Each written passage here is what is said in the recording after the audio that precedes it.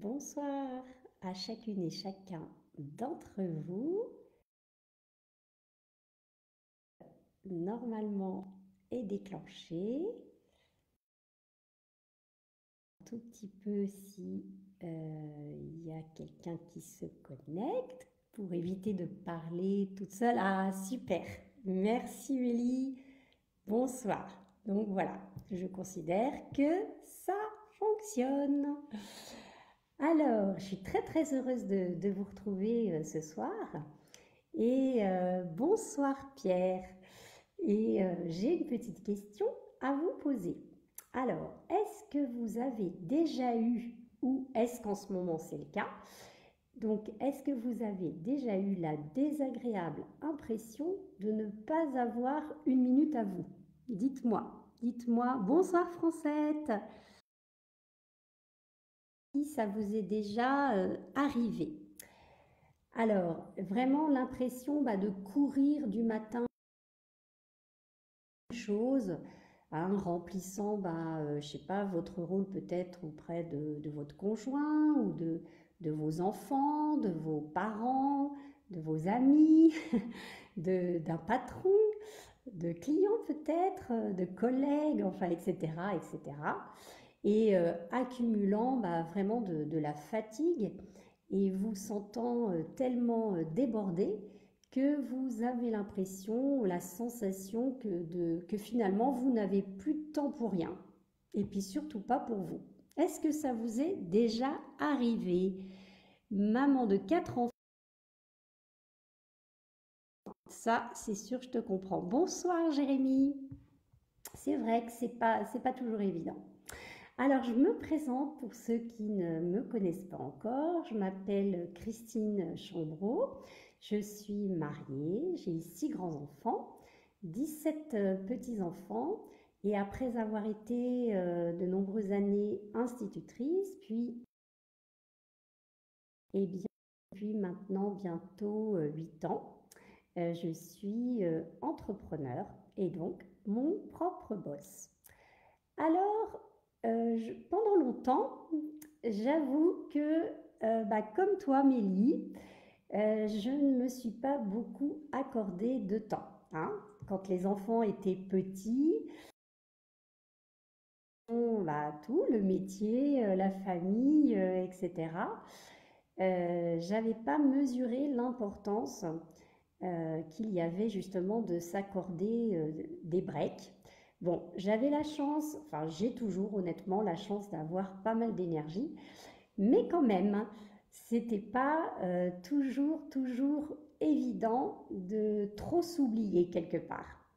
Alors justement, cette petite visio, nous allons parler de ce sujet et échanger. Vous allez mettre beaucoup de commentaires et d'idées. Bon, être là dans les commentaires justement. Petite partie. La première partie, justement, nous allons essayer de voir ensemble pourquoi c'est important de s'accorder du temps pour soi. Et puis vraiment une deuxième partie encore plus courte où je vais vous partager une des façons que j'ai trouvées maintenant pour m'accorder du temps pour moi. Voilà. Alors nous savons tous que notre bien-être dépend de notre capacité à nous traiter, on pourrait dire, avec douceur, hein. Je ne sais pas si vous êtes d'accord avec ça. Mais cependant, de la théorie à la pratique, le pas n'est pas toujours facile à franchir, hein. Comme tu as dit, Mélie, tout à l'heure, en général, on s'oublie assez facilement. Ou alors, quand on prend du temps pour soi, on culpabilise. Je sais pas ça, en tous les cas, moi j'étais la reine. Alors oui, Pierre, oui, bien sûr, avec la famille et le travail, il est parfois dit. Oui, tout à fait. C'est pas évident. Donc, on est en plus dans une société où tout va très vite, hein. La plupart du temps, les gens, justement, on entend beaucoup, hein, de gens se plaindre de manquer de temps, de courir, d'être stressés, devient presque la norme. Et prendre du temps pour soi, on a l'impression que ça relève de la science-fiction, hein. Alors en ce moment, c'est vrai que les conditions sont un peu particulières, mais quand même toujours assez élevées. Alors, quand on ne prend pas du temps pour soi, d'après vous, quelles peuvent être les conséquences? Il y a toujours un petit décalage, hein, entre le moment où vous écrivez et le moment où je vois. Donc, ça peut être par exemple toutes les choses qui nous paraissent difficiles, tout le quotidien qui devient très très lourd, la fatigue donc qui s'accumule, ça peut aller jusqu'à même l'épuisement, hein. Ça peut être également, il y a des gens, ça leur fait une perte d'appétit par exemple, ou ils dorment mal. Bon, dans les cas les plus embêtants, ça peut aller jusqu'au burn-out, hein, ou alors des problèmes de santé, du stress chronique, ou de l'anxiété, ou de l'irritabilité. Enfin, je regarde si vous m'avez écrit. Alors, c'est les commentaires. Ah si, ça y est. Bonsoir Evelyne. Voilà, j'espère que je ne vais pas louper des commentaires parce que des fois, je sais pas, c'est bizarre. Bonsoir Evelyne, merci d'être là. Donc voilà, tout ça, ce sont des conséquences qui ne sont pas toujours évidentes à assumer. Et en fait, quand on se sent débordé, on est dans un cercle vicieux, hein, où on néglige les signaux qui nous sont envoyés par notre corps. Et on a l'impression carrément d'être sous l'eau, hein. Je ne sais pas si vous avez déjà eu aussi cette sensation. Et en fait, de plus vraiment profiter. Moi, ça m'est arrivé. Quand les enfants donc étaient plus jeunes, eh bien, à force de tirer sur la corde, je me suis fait mais vraiment une très très grosse pneumonie.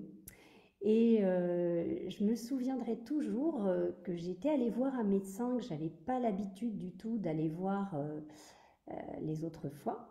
Et quand je suis arrivée dans son cabinet, la première question qu'il m'a posée, c'est pourquoi avez-vous fait une pneumonie? Donc, je peux vous dire que là, j'étais pas du tout dans ce genre de réflexion. Je me suis dit, mais qu'est-ce qu'il me raconte, quoi? Je veux dire, c'est pas moi qui ai voulu avoir une pneumonie. Donc voilà, donc, vous avez bien compris, évidemment, c'est pas moi qui ai voulu avoir une pneumonie, mais j'ai négligé les signes qui étaient envoyés par mon corps. Et en fait, lui, il a réagi comme ça pour dire stop, il faut absolument que tu souffles. Alors, Mélanie, le beurre fréquent, pardon, que l'on ne pense, oui, et ça n'arrive pas qu'aux autres. Tout à fait. C'est pour ça qu'il faut vraiment prendre soin de soi. Et pour prendre soin de soi, il faut prendre du temps pour soi. Alors justement, quels sont les avantages ou pourquoi il est indispensable de prendre du temps pour soi, d'après vous? Alors, je vais vous donner quelques pistes. Donc, pour recharger les batteries, hein, tout simplement. Éviter de fonctionner en mode complètement boum, boum, boum, on réfléchit plus. Donc justement, prendre du recul, tout simplement pour notre épanouissement psychique, physique, hein, notre épanouissement qui soit personnel, familial, professionnel, hein, tout ça est lié. Et quand on prend du temps pour soi, eh bien, on va mieux faire face au quotidien, surtout si on rencontre des difficultés. Et c'est quand même rare une vie où il n'y a rien, il n'y a aucun obstacle, aucun problème, c'est quand même rare. Donc, quand on est fatigué, alors là, on n'arrive plus à surmonter. Et puis, c'est important pour entretenir une relation harmonieuse, du coup, avec les autres. Si nous, on n'a pas une relation harmonieuse avec nous-mêmes, on ne pourra pas l'avoir avec les autres. Donc, prendre soin de soi, ça amène de la douceur, hein, au fond de nous. Ça nous aide à chasser le stress, ça nous aide à vider l'esprit. Et en fait, je pense que vous êtes d'accord avec ça, tous les êtres humains ont leurs limites, hein, ont leurs limites, aussi bien physiques que psychologiques. Vous en avez des limites, Evelyne? Je m'énerve sur ma famille et je grignote quand je ne prends pas du temps pour moi. Oui, bah oui, ça fait partie hein, des moyens de défense, si on peut dire. Donc, en fait, quand on dépasse nos limites, eh bien, je vais vous dire, on se met carrément en danger. Ouais, c'est peut-être un peu, vous trouvez ça peut-être un peu fort comme mot, mais franchement, c'est une question de santé, carrément. Et donc, il faut savoir lâcher prise, culpabiliser. Ça, c'est pas toujours évident. Je ne sais pas ce que vous en pensez, mais ça, c'est quand même un travail sur soi. Alors, quels sont les petits conseils que je pourrais vous partager? Puis j'espère que vous aussi, vous allez en partager pour que tout le monde en profite, justement pour arriver à dégager du temps pour soi, même quand on a un planning excessivement chargé ou vraiment avec une famille, etc. Alors, le premier conseil, eh bien, c'est de dormir 8 heures. Alors là, vous allez me dire, bizarre comme conseil, on n'a déjà pas de temps et puis on va en perdre en dormant. Eh bien non, on ne perd pas de temps du tout en dormant. Alors je dis 8 heures, bon c'est une moyenne, hein. C'est vrai qu'il y a des gens, ils ont besoin un peu moins. Bon, 8 heures, si on arrive 8 heures, c'est bien. Bon, si vraiment vous avez besoin de 6 heures, bah, tant mieux. Mais je veux dire, 8 heures, c'est quand même un bon nombre d'heures qui fait qu'on peut se ressourcer, recharger vraiment les batteries, retrouver de l'énergie. Hein, parce que quand on est fatigué, il faut se reposer. Hein, ça, c'est une vérité de la palisse. Et ménager son cycle de sommeil, parce que le manque de sommeil affecte beaucoup notre efficacité et notre épanouissement. Vous êtes... Je regarde si j'arrive à faire glisser les commentaires. Non, je pense que j'en ai pas loupé. Alors, le deuxième petit conseil, eh bien, c'est d'apprendre à lâcher prise. Alors là, je vous avoue que chez moi, c'est pas encore complètement gagné, hein. C'est vraiment un travail de longue haleine d'arriver à lâcher prise. Mais j'ai une bonne nouvelle pour vous, hein, dans ce monde de compétition. Eh bien, on a le droit de ne pas être parfait. Et ouais, on a le droit. Et on a le droit que tout ne soit pas parfait. Alors, ça pour moi, c'est un challenge. Donc Mélie, moi, je me suis mise dans mon agenda un créneau après le déjeuner. Le moment de mon café, c'est sacré, moment pour moi. Super. Conseil, c'est justement un des petits conseils que je partage. Donc ça, c'est une très très bonne idée.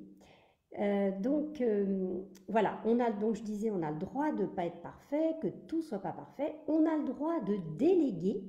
Donc ça, c'est vrai que ça dépend des personnes, hein, et c'est pas toujours non plus évident. Parce que je ne sais pas si vous avez été marqué par cette expression, mais moi, ça m'a beaucoup marqué. Je suis quelqu'un qui suis très sensible aux sons, aux expressions, etc. Et l'expression « on n'est jamais mieux servi que par soi-même ». En fin de compte, je ne la trouve pas terrible du tout, cette expression, parce que justement, on a le droit de déléguer. On n'est pas obligé que toujours ce soit nous qui assumions tout. Voilà, je ne sais pas si...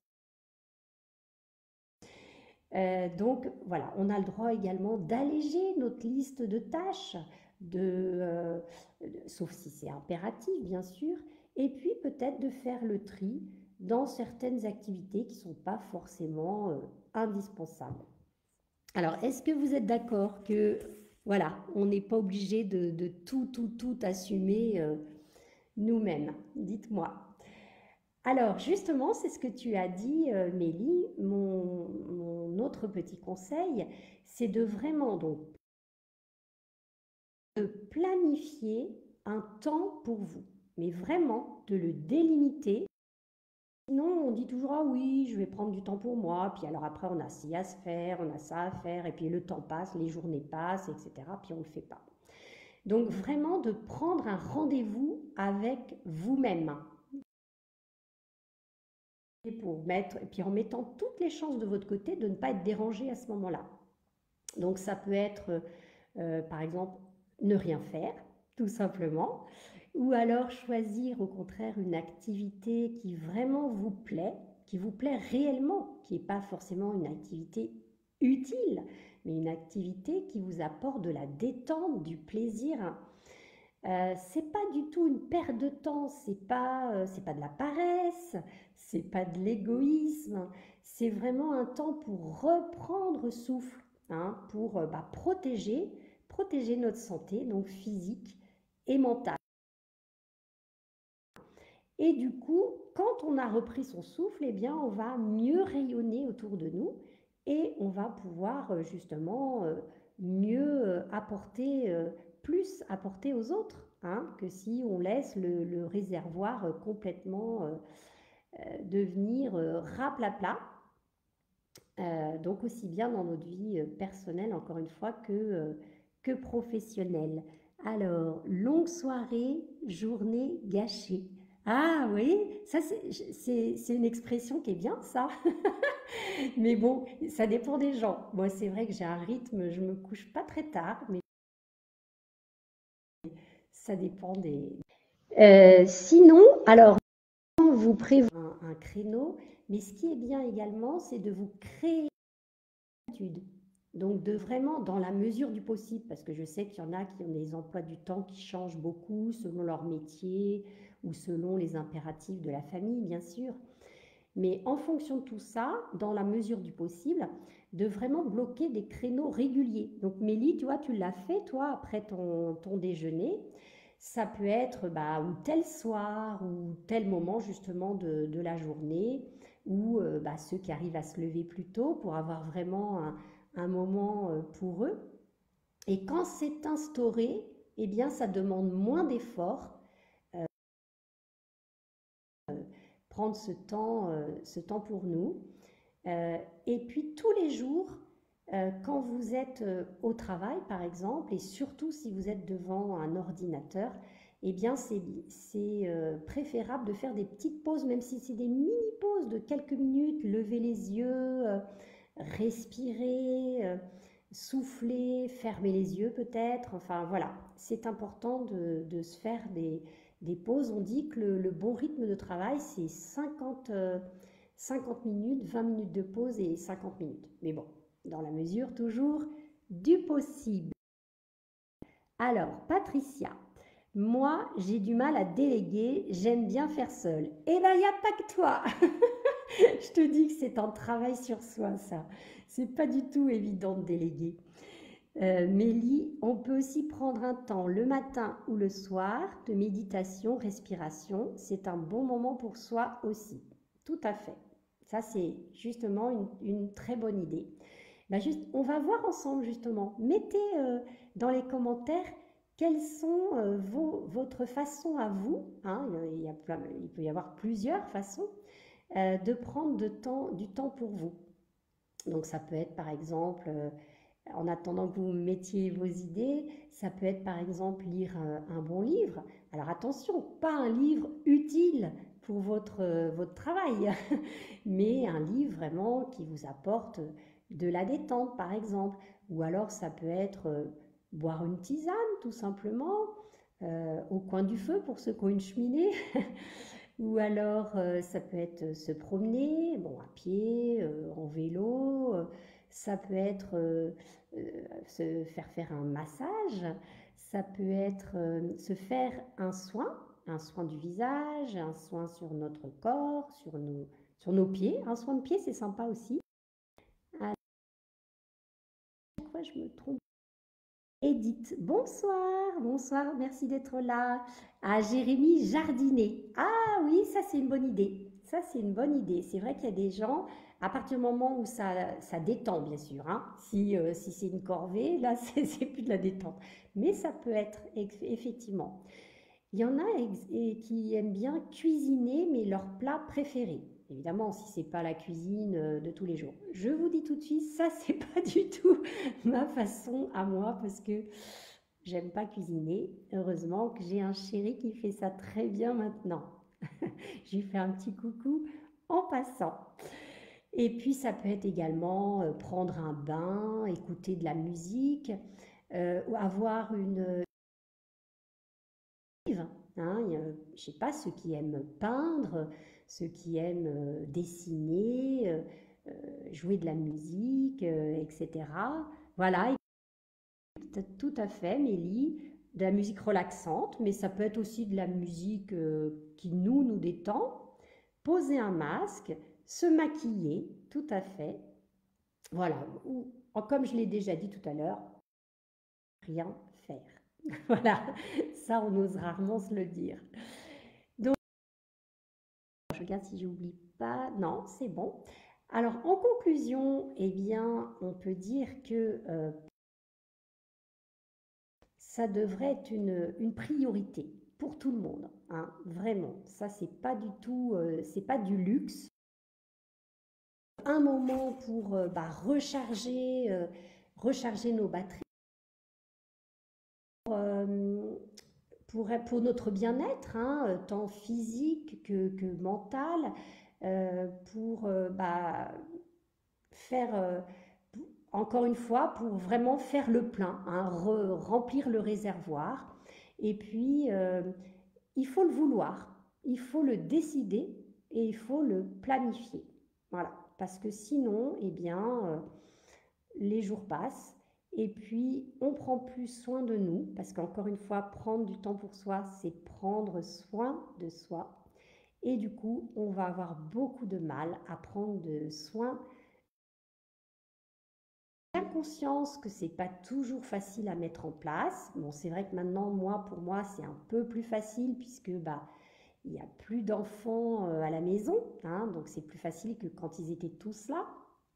Mais quand même, comme moi, je suis plutôt un peu un bourreau de travail, j'adore mon travail, donc il faut quand même que je me ménage également, sinon je ne vois pas le temps passer. Et donc, si on fait ça, si on fait ça régulièrement, je pense qu'on va mieux profiter de la vie, qui est vraiment un super cadeau, et on va retrouver notre équilibre pour mieux. Que vous en pensez, si vous êtes d'accord avec moi. Il faut savoir investir sur soi-même et se sentir bien en fait partie, je pense. Tout à fait, Mélie. Voilà pour cette première partie. Alors maintenant, donc comme je vous ai dit, une toute petite deuxième partie. Donc maintenant, j'ai beaucoup plus quand même, comme je vous ai dit, plus de facilité pour moins oublier de prendre du temps pour moi. Donc j'ai plusieurs façons, hein, bien sûr. J'aime beaucoup lire, par exemple. Donc je lis beaucoup pour mon travail, mais voilà, maintenant j'ai bien compris que je peux m'accorder des moments aussi pour lire plutôt des romans, voilà, détendants, etc. Mais alors, quelque chose que j'aime vraiment par-dessus tout, c'est vraiment mon moment super détente. Je vais vous montrer, mais je ne vais pas l'ouvrir ce soir parce que sinon il va sécher.